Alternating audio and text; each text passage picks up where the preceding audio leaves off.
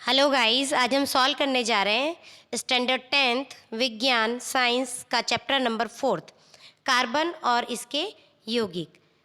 इस वीडियो के अंतर्गत आपको इसी चैप्टर के बीच में एक्सरसाइज आती है, जो क्वेश्चंस हमें चैप्टर के बीच में पूछे जाते हैं उन क्वेश्चंस का सॉल्यूशन आपको बताया जाएगा। और इसके अलावा जो हमारे चैप्टर के लास्ट में जो क्वेश्चंस आते हैं उनका सॉल्यूशन भी आपको इसी वीडियो में बताया जाएगा। जुड़े रहिए, बने रहिए हमारे वीडियो के साथ में। इसी के साथ चलते हैं हम नेक्स्ट क्वेश्चन, हमारा फर्स्ट क्वेश्चन की तरफ। पेज नंबर 68 पे क्वेश्चन है। प्रश्न 1, CO2 सूत्रों वाले कार्बन डाइऑक्साइड की इलेक्ट्रॉन बिंदु संरचना क्या होगी? उत्तर, CO2 की इलेक्ट्रॉन बिंदु संरचना निम्न आकृति में दी गई है। देखिए यहाँ पे हम जानते हैं कि कार्बन की संयोजकता होती है 4 और ऑक्सीजन में 6। तो ऑक्सीजन के 2 और कार्बन के 2, इनको एक स्थायी बंध बनाने के लिए दोनों को 4-4 इलेक्ट्रॉन्स का समन्वय करना पड़ेगा। ये रही CO2 की संरचना। सल्फर के 8 परमाणुओं से बने सल्फर के अणु की इलेक्ट्रॉन बिंदु संरचना क्या होगी? संकेत, सल्फर के 8 परमाणु एक अंगूठी के रूप में आपस में जुड़े होते हैं। तो देखिए सल्फर की संयोजकता किसमें कितनी बताई जा रही है? 4 और 2 6। ये देखिए 4 2 2 4 2 6 2 2 4 2 6 2 8 2 2 4 2 6 2 8। 4 इधर से लिया, एक इधर से लिया, एक इधर से लिया, 4 इधर से, 4 खुद के, एक इधर से और एक इधर से। इस तरह से सल्फर एक दूसरे के इलेक्ट्रॉन जो संयोजकता एक दूसरे से शेयर करके और अपना पूरा अणु बनाता है। प्रश्न पेज नंबर 76, प्रश्न 1, पेंटेन के लिए आप कितने संरचनात्मक समावयवों का चित्रण कर सकते हैं? उत्तर, पेंटेन के लिए 3 संरचनात्मक समावयवों का चित्रण संभव है, जिसे निम्न आकृति में दर्शाया गया है। ये देखिए, ये पेंटेन के लिए 3 आकृतियां बनाई गई है। एक तो पेंटेन है, नॉर्मल पेंटेन, एक नियो पेंटेन है और एक आइसोपेंटेन है। एक जो नॉर्मल पेंटेन है उसमें सीधा कार्बन एक दूसरे से जुड़ा हुआ है, फिर हाइड्रोजन इसके चारों तरफ जुड़े हुए हैं। तो ये हो गया पेंटेन। नियो पेंटेन में क्या होगा कि जो कार्बन होगा, जो सेंटर वाला कार्बन होगा, उससे बाकी चारों कार्बन जुड़े होंगे और फिर उससे हाइड्रोजन बंध बनाएगा। आइसोपेंटेन में क्या होगा कि जो 4 कार्बन एक साथ जुड़े होंगे और जो सेकेंडरी वाला कार्बन है उसके साथ में दूसरा कार्बन जुड़ के 3 हाइड्रोजन और जुड़ेगा, उसे बोलेंगे आइसो। नॉर्मल, आइसो और नियो। कार्बन के 2 गुणधर्म कौन से हैं जिनके कारण हमारे चारों कार्बन यौगिकों की विशाल संख्या दिखाई देती है? तो देखिए, कार्बन के वे 2 गुणधर्म निम्न हैं जिनके कारण चारों और कार्बन यौगिकों की विशाल संख्या दिखाई देती है। वे हैं श्रृंखलन और दूसरा कार्बन की चतुसंयोजकता। श्रृंखलन पहले पढ़ेंगे हम।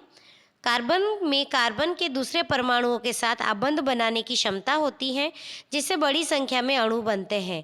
इसी गुण के कारण सीधी श्रृंखला, शाखा श्रृंखला तथा वलयाकार श्रृंखला द्वारा बड़ी संख्या में यौगिकों का निर्माण होता है।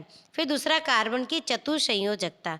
कार्बन की संयोजकता 4 है। इसमें 4 अन्य कार्बन परमाणुओं का कुछ अन्य एक संयोजक तत्व के परमाणुओं के साथ आबंधन की क्षमता होती है। ऑक्सीजन, हाइड्रोजन, सल्फर, क्लोरीन तथा अनेक अन्य तत्वों के साथ कार्बन के यौगिक बनते हैं। इसके परिणाम स्वरूप कार्बन यौगिक की संख्या विशाल होती है। प्रश्न 3, साइक्लोपेंटेन का सूत्र तथा इलेक्ट्रॉन बिंदु संरचना क्या होंगे? तो देखिए, साइक्लोपेंटेन का सूत्र होगा C5 और H10। उसकी इलेक्ट्रॉन बिंदु संरचना देखिए, ये रही। साइक्लोपेंटेन, कार्बन के 5 अणु एक दूसरे के साथ में जुड़े हुए, ये हो गया साइक्लोपेंटेन। फिर ये देखिए, हाइड्रोजन का एक आयन और ये इलेक्ट्रॉन, और ये हाइड्रोजन की एक संयुक्ता कार्बन की संयोजकता से जुड़ जाएगी। तो 2 hydrogen 1 carbon, 2 hydrogen 1 carbon, 2 hydrogen 1 carbon और 2 हाइड्रोजन 1 कार्बन, इस तरीके से बनेगा साइक्लोपेंटेन। प्रश्न 4, निम्न यौगिकों की संरचना चित्रित कीजिए। एथेनॉइक अम्ल, ब्रोमोपेंटेन, ब्यूटेनॉल और हेक्सेनॉल। क्या ब्रोमोपेंटेन के संरचनात्मक समावयव संभव है? सबसे पहले हम करेंगे एथेनॉइक ऑयल की। कार्बन के 2 अणु, ये देखिए, ये CH3 CO2H, ये होगा एथेनॉइक ऑयल। सी के साथ ऑक्सीजन डबल बॉन्ड के साथ में जुड़ा हुआ है। फिर ब्रोमोपेंटेन 1 2 3 4 5 और साथ में 5 कार्बन के साथ में ब्रोमीन जुड़ा है, इसलिए ये बनेगा ब्रोमोपेंटेन। फिर ब्यूटेनॉन। ब्यूटेनॉन देखिए 4 कार्बन और 1 ऑक्सीजन जुड़ा है, इसे बोलेंगे ब्यूटेनॉन। 1 कार्बन के साथ में 2 बॉन्ड के साथ में ऑक्सीजन जुड़ा हुआ है, बाकी सबके साथ में हाइड्रोजन बॉन्ड बना हुआ है। C2H5COCH3 C2H5COCH3। अब हेक्सेनल का सूत्र होगा लगातार कार्बन 1 2 3 4 5 6 कार्बन और हाइड्रोजन बंध के साथ में जुड़े होंगे, लेकिन लास्ट का 1 कार्बन जो है वो ऑक्सीजन से डबल बॉन्ड बनाता है और 1 हाइड्रोजन के साथ में बंध बनाता है।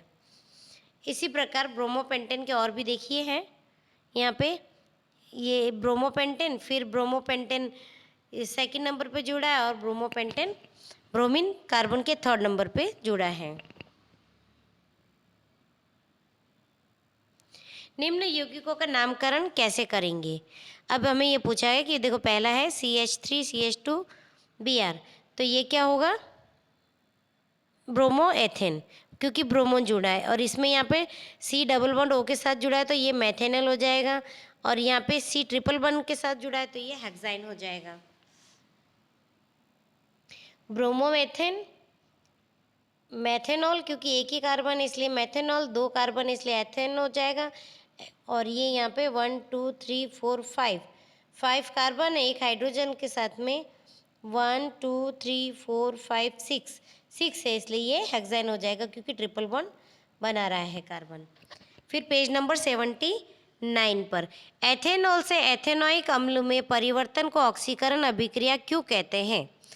एथेनॉल से एथेनॉइक के परिवर्तन को ऑक्सीकरण अभिक्रिया क्यों कहते हैं? तो जवाब देखिए, चूंकि क्षारीय पोटेशियम परमैंगनेट तथा अम्लीय पोटेशियम डाइक्रोमेट एथेनॉल को एथेनॉइक अम्लों में ऑक्सीकृत करते हैं। ये एथेनॉल दिया गया है, फिर इसको क्षारीय KMnO4 प्लस ऊष्मा या फिर अम्लीय K2Cr2O7 मतलब पोटेशियम डाइक्रोमेट ऊष्मा के साथ में एथेनॉल को एथेनॉइक में बदल देता है।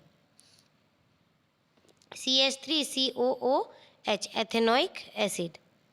फिर प्रश्न 2 है, ऑक्सीजन तथा एथाइन के मिश्रण का दहन वेल्डिंग के लिए किया जाता है। क्या आप बता सकते हैं कि एथाइन तथा वायु के मिश्रण का उपयोग क्यों नहीं किया जाता? तो आंसर है, हम जानते हैं कि वायु में ऑक्सीजन की मात्रा केवल 21% है। वायु में ऑक्सीजन की मात्रा केवल 21% है, अतः ऑक्सीजन की सीमित आपूर्ति के कारण एथाइन का अपूर्ण दहन होता है, जिसके कारण कज्जली ज्वाला सूटी फ्लेम निकलेगी तथा कम ऊष्मा उत्पन्न होगी, जबकि ऑक्सीजन मिश्रण के साथ पूर्ण दहन के कारण स्वच्छ नीली ज्वाला तथा अधिक ऊष्मा निकलेगी, जो धातुओं को गलाकर वेल्डिंग करने के लिए आवश्यक ऊष्मा प्रदान करेगी। फिर पेज नंबर 83 पे प्रश्न दिया गया है, एक प्रयोग द्वारा आप अल्कोहल को एवं कार्बोक्सिलिक अम्ल में कैसे अंतर कर सकते हैं? तो देखिए हम यहाँ पे परीक्षण करते हैं अल्कोहल का और अम्ल का। सबसे पहले अम्ल का परीक्षण लिया है, यहाँ पे 2 परख नलियाँ A तथा B लेंगे, एक में अल्कोहल तथा दूसरे में कार्बोक्सिलिक अम्ल रखेंगे, एक में अल्कोहल दूसरे में कार्बोक्सिलिक अम्ल। अब दोनों परख नलियों में स्पैचुला भरकर NaHCO या Na2CO3 डालेंगे। जिस परख नली में तेज बुदबुदाहट के साथ CO2 गैस निकलेगी उसमें अम्ल होंगे, क्योंकि हाइड्रोजन वहाँ पे फ्री होगी। अल्कोहल परीक्षण, एक परख नली में 3 ml एथेनॉल लेते हैं और 5% क्षारीय पोटेशियम परमैंगनेट उसमें 1-1 बूंद कर डालते हैं। जल ऊष्मक में गर्म करने पर पोटेशियम परमैंगनेट का रंग गायब हो जाता है, परंतु यही क्रिया एथेनॉइक अम्ल के साथ करने पर रंग अपरिवर्तित रहता है। प्रश्न 2, ऑक्सीकारक क्या है? उत्तर ऑक्सीकारक वे पदार्थ होते हैं जो ऑक्सीजन प्रदान करते हैं या हाइड्रोजन हटाकर अपचयित करते हैं, जैसे अम्लीय K2CrO7 तथा क्षारीय KMnO4 ऑक्सीकारक है जो एथेनॉल को ऑक्सीजन प्रदान कर एथेनोइक अम्ल में बदल देता है। प्रश्न नंबर 1, पेज नंबर 85। क्या आप डिटर्जेंट का उपयोग कर बता सकते हैं कि कोई जल कठोर है अथवा नहीं? जवाब, नहीं, क्योंकि डिटर्जेंट कठोर जल एवं मृदु जल दोनों के साथ आसानी से झाग बनाते हैं, अतः जल की कठोरता की पहचान संभव नहीं हो सकती है। प्रश्न 2, लोग विभिन्न प्रकार से कपड़े धोते हैं। सामान्यतः साबुन लगाने के बाद लोग कपड़ों को पत्थर पर पटकते हैं, डंडे से पीटते हैं, ब्रश से रगड़ते हैं या वॉशिंग मशीन से कपड़े रगड़े जाते हैं। कपड़ा साफ करने के लिए उसे रगड़ने की आवश्यकता क्यों होती है? तो उत्तर होगा, साबुन के जो अणु होते हैं वो लंबी श्रृंखला वाले कार्बोक्सिलिक अम्लों के सोडियम एवं पोटेशियम लवण होते हैं। साबुन का आयनिक भाग जल में घुल जाता है जबकि कार्बन श्रृंखला तेल में घुल जाती है। इस प्रकार साबुन के अणु मिसेली संरचना तैयार करते हैं। अणु का एक सिरा तेल कण की ओर तथा आयनिक सिरा बाहर की ओर होता है, जिसके कारण इमल्शन बनता है। जब कपड़ों को पत्थर पर पटकते हैं, रगड़ते हैं या फिर डंडे से पीटते हैं तो तेलीय या ग्रीज मैल से युक्त मिसेल कपड़ों से हटकर पानी में चली जाती है। अतः साबुन का मिसेल मैल, जो तेल वाला मैल होता है, को पानी में घुलाने में मदद करता है और कपड़े साफ हो जाते हैं। पाठ्य पुस्तक से प्रश्न हल। प्रश्न 1, एथेन का आणविक सूत्र C2H6 है। इसमें कार्बन सहसंयोजक आबंध है। इसमें कौन सा सहसंयोजक आबंध है ये बताना है। तो 6 सहसंयोजक आबंध है, 7 सहसंयोजक आबंध है, 8 सहसंयोजक आबंध है या 9 सहसंयोजक आबंध है? तो इसमें उत्तर होगा 7 सहसंयोजक बंधन। प्रश्न 2, ब्यूटेन चतुर्कार्बन यौगिक जिसका प्रकारात्मक समूह। उत्तर, इसमें 4 ऑप्शन दिए गए, कार्बोक्सिलिक अम्ल, एल्डिहाइड, कीटोन, अल्कोहल। तो आंसर होगा ब्यूटेन चतुर्कार्बन यौगिक है जिसका प्रकारात्मक समूह होगा कीटोन। प्रश्न 3, खाना बनाते समय यदि बर्तन की तली बाहर से काली हो रही है तो इसका मतलब है कि ईंधन पूरी तरह से जल रहा है। प्रश्न 4, CH3Cl में आबंध निर्माण का उपयोग कर सहसंयोजक आबंध की प्रकृति समझाइए। उत्तर, CH3Cl में 3 एकल बंध कार्बन व हाइड्रोजन परमाणुओं के बीच जुड़े होते हैं। CH3Cl में 3 हाइड्रोजन जो होता है वो कार्बन के साथ में जुड़े होते हैं और एक एकल बंध कार्बन व क्लोरीन के बीच होता है। इस तरह कार्बन का अष्टक पूर्ण हो जाता है तथा प्रत्येक हाइड्रोजन के बाहरी कक्ष में भी 2 इलेक्ट्रॉन हो जाते हैं तथा Cl का भी अष्टक पूर्ण हो जाता है तथा इलेक्ट्रॉनों की साझेदारी द्वारा सहसंयोजक आबंध बनता है। ये देखिए, ये कार्बन है, कार्बन की जो 8 जो कोष्टक अष्टक है वो पूरा हो गया, हाइड्रोजन के भी 2 आयन पूरे हो गए। ये पूरी स्थिति में आ गया, स्थायित्व मिल गया इसे CH3Cl को। क्वेश्चन नंबर 5, इलेक्ट्रॉन बिंदु संरचना बनाइए। एथेनोइक अम्ल की बनानी है, H2S की बनानी है, प्रोपेनॉन की बनानी है और F2 की बनानी है। सबसे पहले आप देखिए यहाँ पे एथेनोइक अम्ल की बनाई गई है जिसमें 2 कार्बन है और एक कार्बन जो है 3 हाइड्रोजन से जुड़ा हुआ है, एक कार्बन का डबल बॉन्ड ऑक्सीजन से जुड़ा हुआ है और एक कार्बन का हाइड्रोक्साइड से जुड़ा हुआ है। इस तरीके से इनका इलेक्ट्रॉनिक विन्यास भी इसमें दिया गया है और ये विन्यास किस तरीके से एक दूसरे से जुड़ता है वो भी बताया गया है। ये देखिए, हाइड्रोजन का 1 आयन, कार्बन का 1 आयन, तो हाइड्रोजन के पास 2 हो गए, कार्बन के पास टोटल मिला करके 8 हो गए। इसी तरीके से यहाँ पे 2 और 2 4 हो गए, यहाँ पे 2 और 2 4, 2 हाइड्रोजन के और 2 ऑक्सीजन के। इस तरीके से इनका इलेक्ट्रॉन बिंदु संरचना कंप्लीट होता है। फिर नेक्स्ट हम देखेंगे बी, H2S में सल्फर के अणु जो है सल्फर हाइड्रोजन से बॉन्ड बनाता है। प्रोपेनॉन में कार्बन के 3 अणु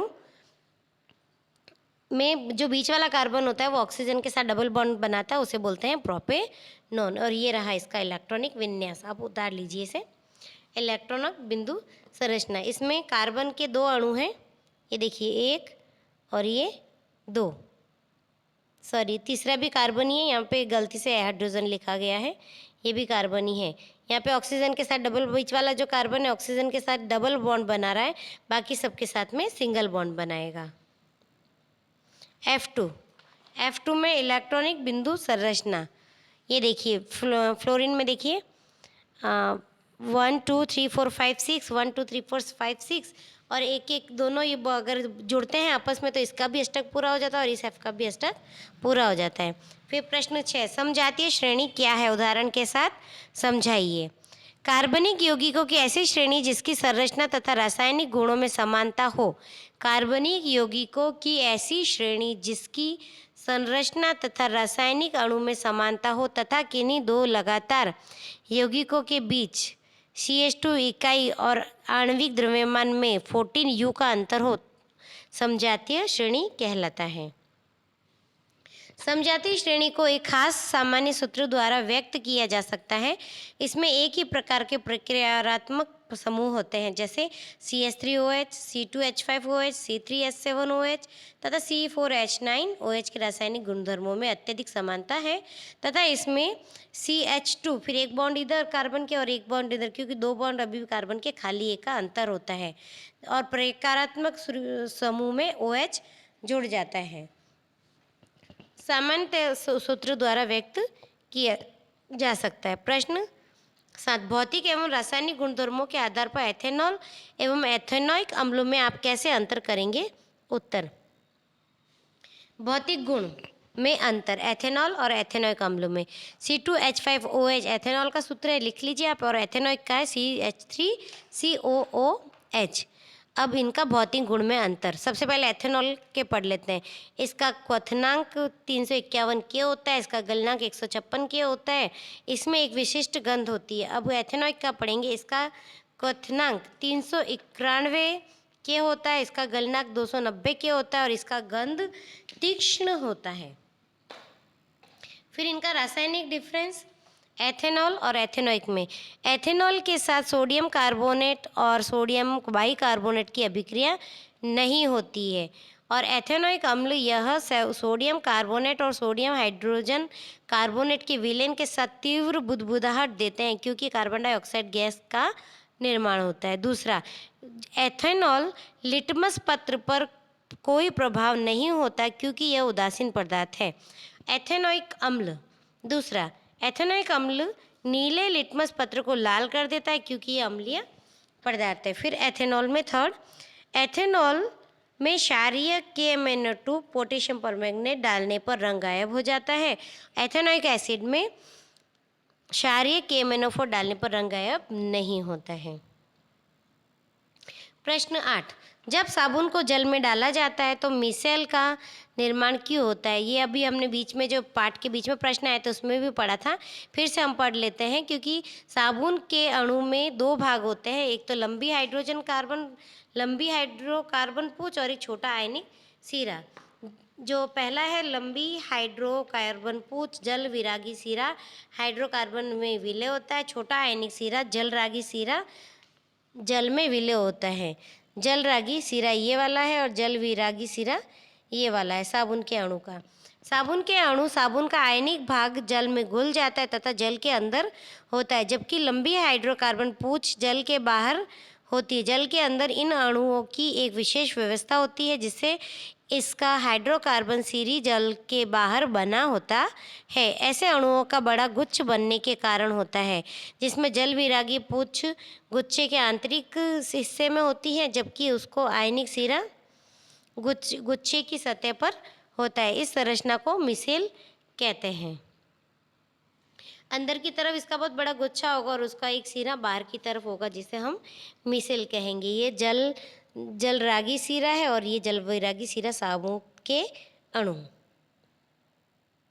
मिसेल का निर्माण, ये प्रश्न इंपॉर्टेंट है, आप इसे लर्न कर लीजिएगा। फिर इसी के साथ है प्रश्न 9, कार्बन एवं उसके यौगिकों का उपयोग अधिकतर अनुप्रयोगों में ईंधन के रूप में क्यों किया जाता है। उत्तर, कार्बन तथा उसके यौगिकों के दहन पर अत्यधिक मात्रा में ऊष्मा प्राप्त होती है तथा उत्पन्न ऊष्मा को नियंत्रित ढंग से उपयोग किया जा सकता है। इसलिए अधिकतर अनुप्रयोगों के लिए कार्बन तथा इसके यौगिकों को ईंधन के रूप में उपयोग किया जाता है। प्रश्न 10, कठोर जल को साबुन से उपचारित करने पर झाग के निर्माण को समझाइए।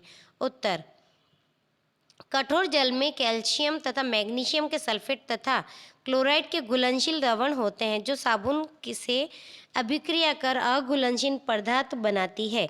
इसी अघुलनशील पदार्थ के कारण झाग आसानी से नहीं बनता है तथा साबुन अधिक मात्रा में उपयोग करना पड़ता है। साबुन प्लस कठोर जल प्लस साबुन बराबर इसका मतलब झाग।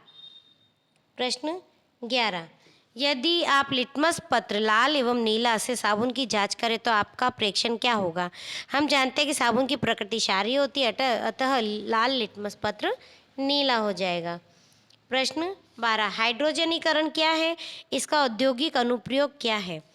उत्तर, असंतृप्त हाइड्रोकार्बन में पैलेडियम अथवा निकेल जैसे उत्प्रेरकों की उपस्थिति में हाइड्रोजन के योग से संतृप्त हाइड्रोकार्बन बनता है जिसे हाइड्रोजनीकरण कहते हैं। फिर से देख लीजिए, असंतृप्त हाइड्रोकार्बन में पैलेडियम अथवा निकेल जैसे उत्प्रेरकों की उपस्थिति में हाइड्रोजन के योग से संतृप्त कार्बन बनता है जिसे हाइड्रोजनीकरण कहते हैं।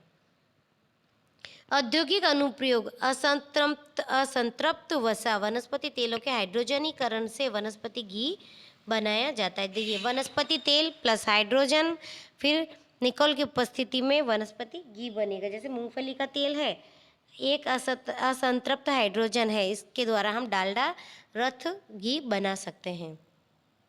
प्रश्न 13, दिए गए hydrocarbon C2H6, C3H8, C3H6, C2H2 एवं CH4 में किसमें संकलन अभिक्रिया होती है? उत्तर, दिए गए हाइड्रोकार्बनों में से C3H6 तथा C2H2 के साथ संकलन अभिक्रिया होती है क्योंकि ये असंतृप्त हाइड्रोकार्बन है जिनकी संरचना आपको यहाँ पे दी गई है। ये यहाँ पे कार्बन डबल बॉन्ड के द्वारा जुड़ा है, यहाँ पे कार्बन ट्रिपल बॉन्ड के द्वारा जुड़ा है। ये असंतृप्त हाइड्रोकार्बन है।